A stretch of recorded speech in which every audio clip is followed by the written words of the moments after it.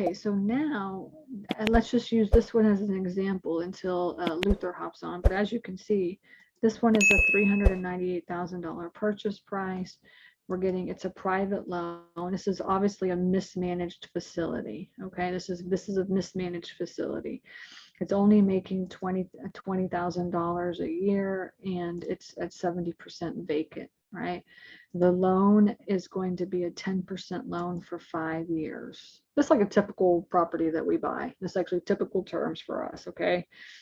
And we come in and essentially we're going to take it from 70% over here to 8%. As you can see, there's potential and then there's after updates. Potential for us is taking it from 70% to 8%. And then our average rent per square foot is it basically after updates is where you're going to be doing the value add for that, right? And this is where if you want to increase the number of units or the square footage, increase the percentage, this is where you could do all that. So this basically is your value add. This is really the most important part of the analysis. Okay, so like, you know, you're going to buy it for this much, right? But it's only valued at, and the valuation comes to $8,000. It's not worth any money at all. All right, but the question is if I get it from 70% to 8%, what is it valued at, right? It's valued at $438,000. That's 11 cap. That's just by not even increasing the rents. That's by just increasing the vacancy. So if I kept it at 50 cents a square foot and took it to 8%, it's valued at $438,000, right? If I took it to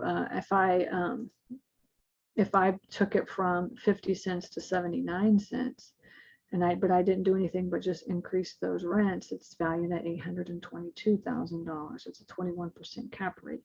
And then you have to start looking at your loan. So obviously I'm negative $40,000 as is on my loan. That's my NOI.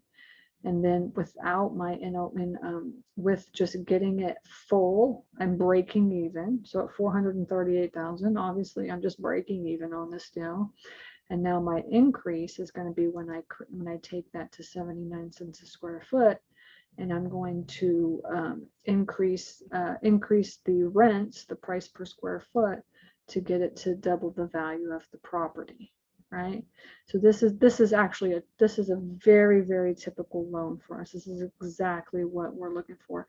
And so this is how you really fill out. This is the input sheet, and this is how you fill out like this is the same information that you're going to need in order to fill out any deal analyzer at all, and then and be able to look at the deal as a quick snapshot and see if it's a good deal or not.